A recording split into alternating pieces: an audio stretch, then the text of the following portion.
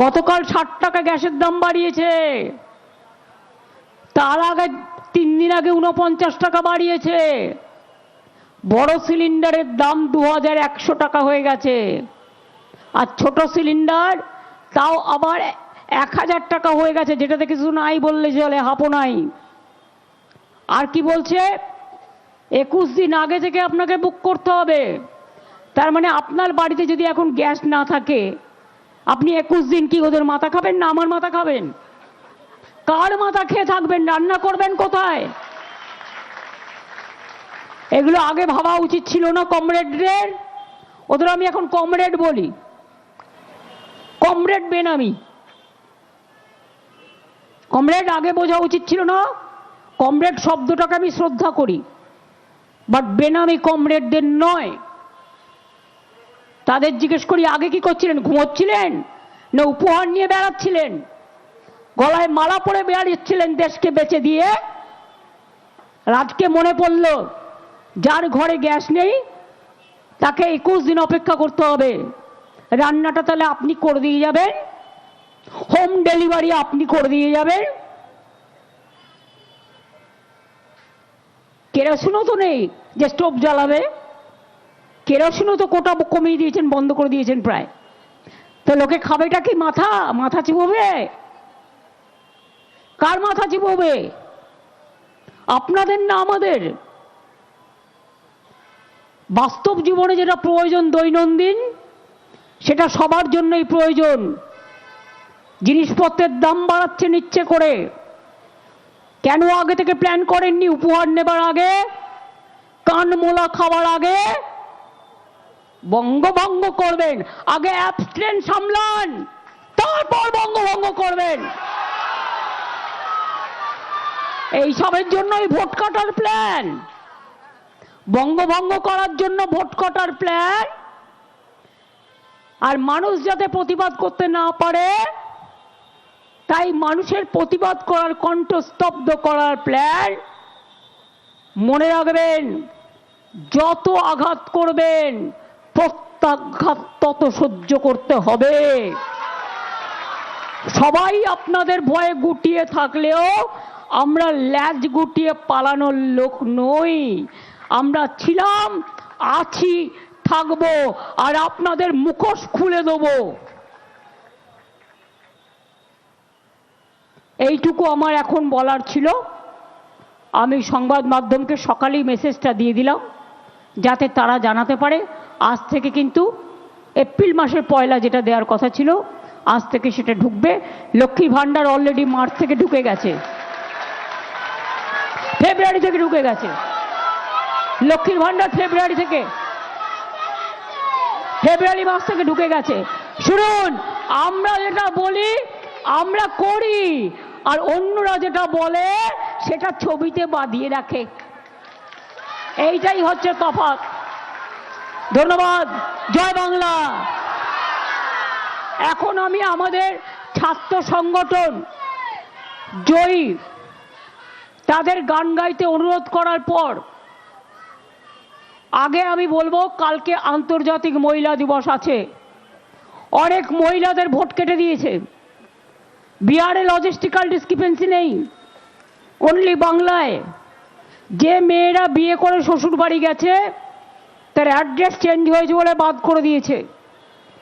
যে মেয়েরা title change করেছে, কেউ নিজের টাইটেল নিতে পারে, কেউ দুটো টাইটেল নিতে পারে, কেউ তার স্বামীর টাইটেল নিতে পারে, এটা তাদের নিজস্ব অধিকার।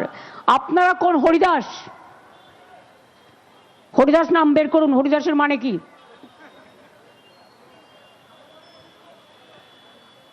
আমি মা বোনেদের চন্দ্রিমাকে বলবো, কালকে বলো গ্যাসের দাম বেড়েছে, মেয়েদের ভোটার নাম কেটে দিয়েছে, সংখ্যালঘুদের ঢেলে কেটেছে, ট্রাইবেলদেরও কেটেছে, গোর্খাদেরও কেটেছে, রাজবংশীদের কেটেছে, মতুয়াদের কেটেছে। দিনহাটায় শুধু একটা অ্যাসেম্বলিতে মনে রাখবেন 36,000 ভোট কেটেছে। ওখানে রাজবংশীরা ম্যাক্সিমাম থাকে। আমার কেন্দ্রে 60,000 কেটেছে। আমি বলি পুরো ভোটটাই তো কেটে নিলে পারতে, তাতে যদি তোমার একটু দইয়ের ঘোল খেতে। সবটা কেটে নাও, চ্যালেঞ্জ রইল যদি ক্ষমতা থাকে। তাই কালকে মিছিল হবে, গ্যাস নাই, রান্না নাই, গ্যাস নাই, খাবার নাই, সেই জন্য হাঁড়ি, কড়াই, বাটি, ঘটি, হাতা, খুন্তি দিয়ে প্রতিবাদ মিছিল হবে কাল আন্তর্জাতিক মহিলা দিবসে। আর মহিলাদের ভোট কেটেছে বলে সে হিন্দু হোক, সে মুসলমান হোক, সে সংখ্যালঘু হোক, সে রাজবংশী হোক, সে কামতাপুরী হোক, সে ট্রাইবেল হোক, সে তপশিলি হোক, সে জৈন হোক, সে পারসিক হোক, সে বৌদ্ধ হোক, যেই হোক, কোনো ধর্ম আমরা মনে করি মানব ধর্মই সবচেয়ে বড় ধর্ম এবং এটাই আমাদের কর্ম। সেই ধর্ম মানবতাকে পালন করবার জন্য কাল মা বোনেরা রাস্তায় নামুন আর প্রতিবাদ করুন। প্রয়োজনে কালো শাড়ি পরুন। লয়াররা কালোটা কেন পরে জানেন? বিচারের জন্য। ওরা বিচারালয়ে কাজ করে বিচারের জন্য। আমি সাদা পরবো, আপনারা সবাই কালো পরবেন কালকে, প্রতিবাদ করবেন। আর হাতে এইসব রেখে দেবেন কিন্তু, খেয়াল থাকবে তো। মিছিল টিছিল করে মেয়েরা যখন এখানে আসবেন তারাও হাঁড়ি, কড়াই, বাটি, ঘটি যা আছে বাড়িতে নিয়ে আসবেন। গ্যাসের ওভেনও পারলে কেউ নিয়ে আসবেন। রান্না করবেন কি করে কাঁচা আনাজও? ঝুড়িতে করে। আরে পরে চা খাবে, আগে তো ভাত খা।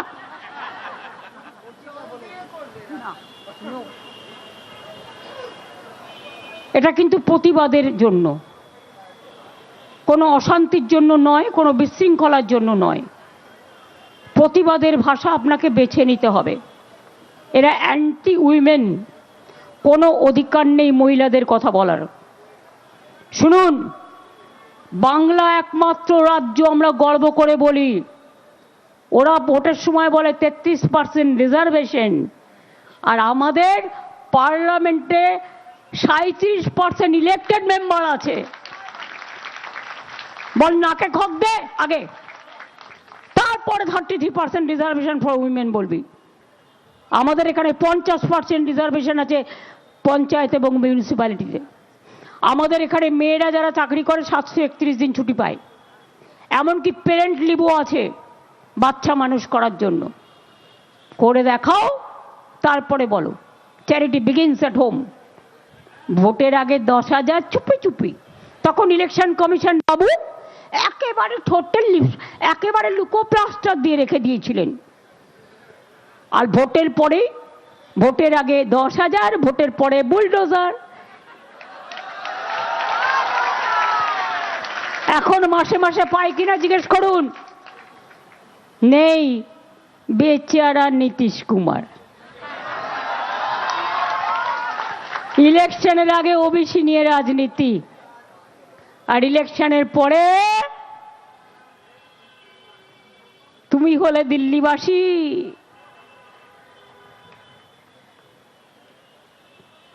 যেই গেছো বিজেপির খপ্পরে, সেই পড়েছো থাপ্পড়ে। দেখলেন তো এখানকার মাননীয় রাজ্যপাল প্রাক্তন আনন্দ বোসকে কিভাবে সরানো হলো।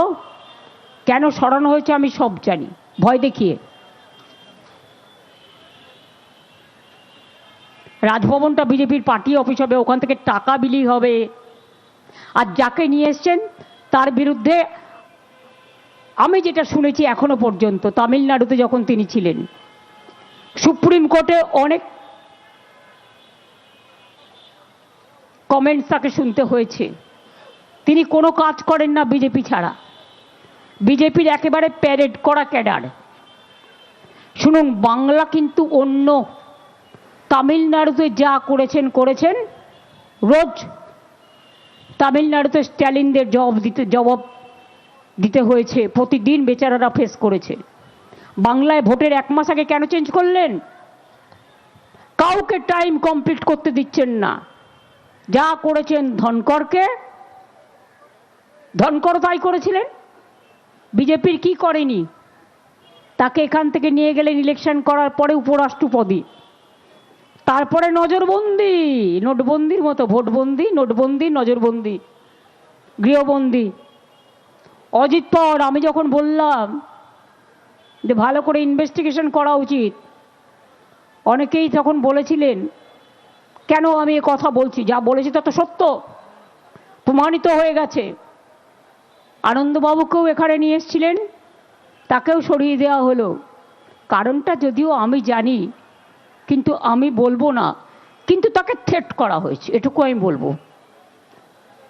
অনেকে তো চায় না রাজভবনটা বিজেপি পার্টি অফিস হোক, ওখানে বিজেপির টাকা ডিস্ট্রিবিউশন হোক, সবই তো করে এরা। নৈতিকতা মানে যারা দিল্লিতে এখন বসে আছে এরা তো মোহাম্মদ বিন তুগলকের জ্যাঠার জ্যাঠামশাই।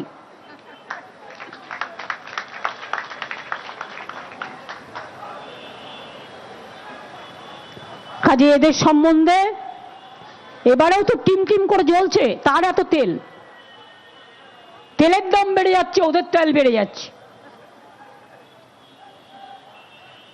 জিজ্ঞেস করুন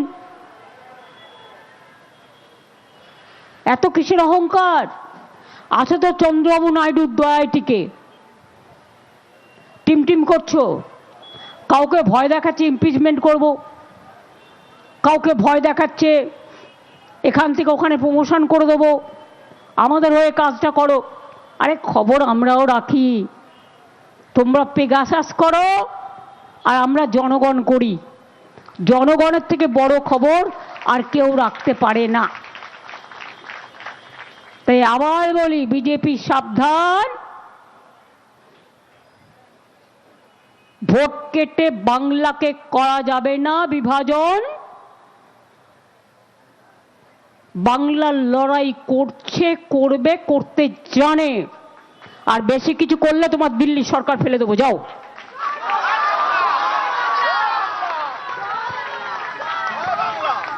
এবার জয়ী গান গাও।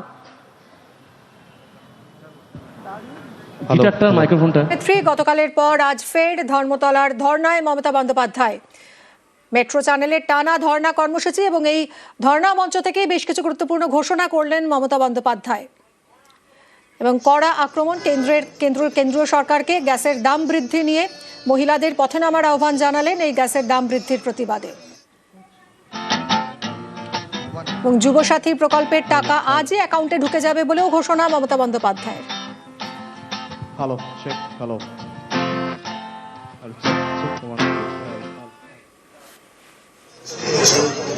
যুবসাথী 21 থেকে 40 যারা শুধু পড়াশোনা করেন, স্কলারশিপটাকে আমরা বাদ দিয়েছি, কারণ ওটা তার পড়ার জন্য লাগে, সেটাকে আমরা ধরছি না।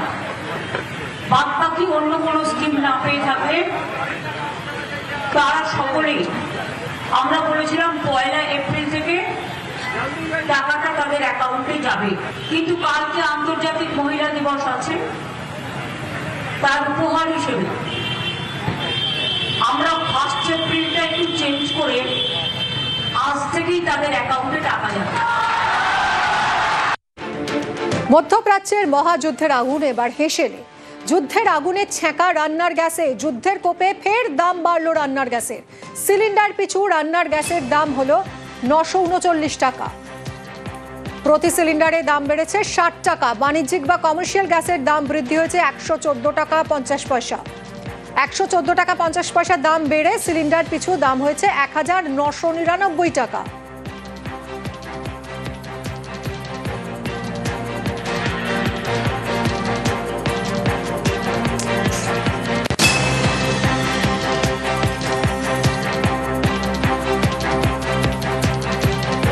গ্যাসের আকাল ঠেকাতে কড়া কেন্দ্র। আগেই বাণিজ্যিক গ্যাস ব্যবহারে পুরোপুরি নিয়ন্ত্রণ, বাড়ির রান্নার গ্যাস সরবরাহেও নিয়ন্ত্রণ। শেষ ডেলিভারির 25 দিন পর বাড়ির গ্যাসের বুকিং করা যাবে। গ্যাসের আকালে রেস্তোরাঁ, হোটেল মালিকরা সমস্যায় পড়েছেন। বাণিজ্যিক গ্যাসই ভরসা এখন হোটেল রেস্তোরাঁর। গ্যাসের নিয়ন্ত্রণ শুরু হওয়ায় সমস্যায় পড়েছেন ব্যবসায়ীরা। কথা বলবো সরাসরি বিশ্বজিৎ আমার সহকর্মীর সঙ্গে। বিশ্বজিৎ, জল্পনা চলছিল এবং শেষ পর্যন্ত দেখা গেল যে গ্যাসের দাম সেই বাড়লো, অর্থাৎ যুদ্ধের আঁচ একেবারে সরাসরি এসে পড়লো মধ্যবিত্তের পকেটে এবং এক ধাক্কায় বেশ অনেকটাই দাম বাড়লো। কতটা সমস্যায় পড়বেন এর ফলে রেস্তোরাঁগুলো? একদমই মধ্যবিত্তের ঘরে আমরা গিয়েছি। মধ্যবিত্তের যে হেসেল, সেই হেসেলে আমরা দেখিয়েছি তাদের প্রভাব পড়েছে, কিন্তু মধ্যবিত্তের হেসেলের সঙ্গে সঙ্গে রেস্তোরাঁ বা ক্যাটারিংয়ের যে হেসেল সেখানে কতটা প্রভাব পড়েছে, কারণ এখানে বাণিজ্যিক গ্যাস ব্যবহার হয় আর বাণিজ্যিক গ্যাসের দাম সিলিন্ডার প্রতি 100-র বেশি, 115 টাকা বেড়েছে। আর এই মূল্যবৃদ্ধিতে কিভাবে সামলাচ্ছেন রেস্তোরাঁর হেসেল ঘর? খুবই অসুবিধায় পড়ছি, কারণ এতটা বেড়ে গেছে এক ধাক্কায়, আর রাতারাতি এত বেড়ে গেছে, তো আমাদের তো কমার্শিয়াল গ্যাস ছাড়া ইউজ করা যাবে না, তো আমাদের অসুবিধার মধ্যেই তো পড়তে হচ্ছে। স্বাভাবিকভাবেই আপনাদেরকে অনেক দিন আগেই ক্যাটারিং সার্ভিস যেটা রয়েছে সেখানে অনেক দিন আগেই অর্ডার নিতে হয়। সেক্ষেত্রে আপনারা যে দামে অর্ডার নিয়েছিলেন, যে বাজেটে নিয়েছিলেন, সে বাজেট তো ফেল। বাজেট পুরোপুরি ফেল। আমাদের মোটামুটি অর্ডার 6 মাস 1 বছর আগেকার অর্ডার থাকে, তখন যে রেটে আমরা কাজ ধরি বা করি, তো এখন গ্যাস তো বৃদ্ধি পেয়েছি, উল্টে গ্যাস বৃদ্ধির সাথে সাথে পেট্রোল ডিজেলেরও দাম বাড়বে, তো এতে অন্যান্য জিনিসপত্রের দামও তো বেড়েছে, তেল থেকে শুরু করে প্রত্যেকটা জিনিসের দামই বেড়েছে, মাছ মাংস তেল মশলা, সুতরাং আমাদের অসুবিধাই হচ্ছে, কিছু করার নেই। এবং ভবিষ্যতে অর্থাৎ আমরা যদি দেখি যে ইতিমধ্যেই যে মনোভাব রয়েছে বা যেটা জানানো হয়েছে বিবৃতিতে, যে প্রথমে ডোমেস্টিক গ্যাস তারপর কমার্শিয়াল গ্যাস দেওয়া হবে, এবং সেক্ষেত্রে সেই গ্যাস দেওয়ার ক্ষেত্রেও একটা ক্যাপিং দেওয়া হয়েছে ডোমেস্টিকের। সেক্ষেত্রে ভবিষ্যতে বাণিজ্যিক গ্যাস সরবরাহ বন্ধের আশঙ্কা তো তৈরি হচ্ছে। একটা আশঙ্কা তো থাকছেই, তো একমাত্র আমাদের কমার্শিয়াল গ্যাসেই কাজ করতে হয়। তো এই মাত্রই জাস্ট গ্যাস কোম্পানি থেকে ফোন করলো, কমার্শিয়াল গ্যাস শেষের মুখে, খুব তাড়াতাড়ি গাড়ি পাঠান বা কিছু পাঠান যদি রাখতে হয়। তো ভবিষ্যৎ অনিশ্চয়তার মধ্যে পড়ছি, আদৌ রেস্টুরেন্ট বা ক্যাটারিং চালানো যাবে কি না, চালালেও কীভাবে চালাবো এখনও কিছু বুঝতে পারছি না। এখনও তো কিছু কিছু বিশেষ আইটেম কাঠের জালে রান্না করতে হতো, সেই কাঠের জালের দিকে আবার ফিরে যেতে হবে নাকি? দেখা যায় ভবিষ্যতে, তো তাই আশঙ্কা করা যাচ্ছে। এখন হয়তো আমরা বিরিয়ানি চাপ কাঠে করি, কিন্তু অন্যান্য জিনিসগুলো তো ম্যাক্সিমাম গ্যাসেই করি, তো ভবিষ্যতে কাঠের জালে যদি ফিরে যেতে হয় তো আবার একদমই চিন্তায় পড়েছেন ব্যবসায়ীরা, কিভাবে তারা এরপর রেস্তোরাঁ চালাবেন এক ধাক্কায় গ্যাসের দাম যেভাবে বেড়েছে। তবে শুধুমাত্র রেস্তোরাঁ মালিকরাই নন, যুদ্ধের আগুনে রান্নাঘরে ছ্যাঁকা লেগেছে আম জনতার। একেবারে রান্নার গ্যাসের দাম বাড়ায় পকেটে টান, দাম বাড়ায় দুশ্চিন্তায় জলপাইগুড়ির বাসিন্দারা। কি ভাবছেন তারা, সরাসরি কথা বলবো শান্তনুর সঙ্গে। শান্তনু, এবার যুদ্ধের আঁচ একেবারে সরাসরি এসে পড়েছে হেসেলে, আমজনতার প্রত্যক্ষ প্রভাবের ভোগ করতে চলেছে। কি ভাবছেন জলপাইগুড়ির মানুষের পর কি করবেন তারা? দেখো, জলপাইগুড়ির যারা গৃহিণী রয়েছেন তারা কিন্তু রীতিমতন চিন্তিত, কারণ এক ধাক্কায় যেরকম দাম বেড়েছে 60 টাকা, পাশাপাশি কিন্তু জলপাইগুড়িতে গ্যাসের যোগানও প্রায় বন্ধ বলা যেতে পারে।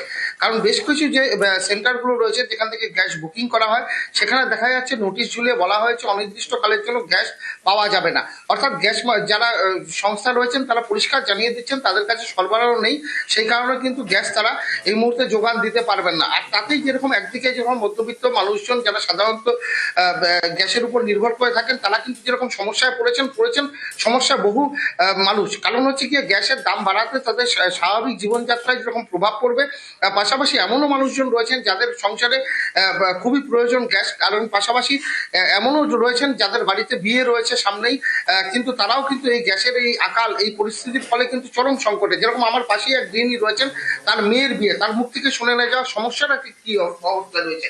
আপনার নাম? আমার নাম পিঙ্কি রায়। কি অবস্থা এখন? আমার অবস্থা হচ্ছে, আমার 9 তারিখে আমার মেয়ের বিয়ে, তো আমি এখন পর্যন্ত গ্যাস পাচ্ছি না, আর গ্যাসের দামও বেড়ে গেছে। এখন মেয়ের বিয়ে, এমনিতেই সবার সাহায্য নিয়ে বিয়ে দিচ্ছি, তার মধ্যে গ্যাসের দাম বেড়ে গেলে আমারও অসুবিধা হচ্ছে।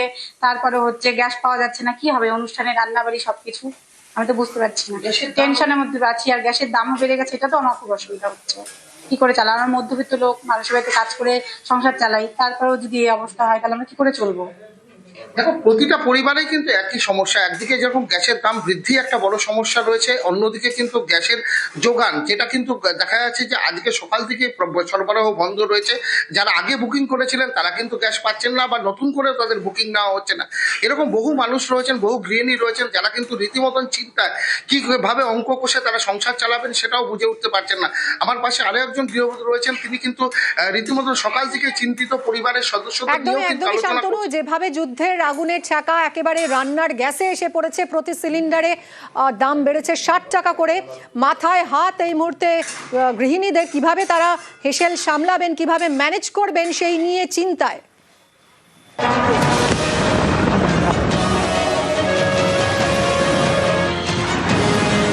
वॉर जोन में न्यूज 18 इंडिया की टीम है रियल ग्राउंड जीरो पर उस बिल्डिंग के अंदर जहां पर गिरा है ईरान का मिसाइल।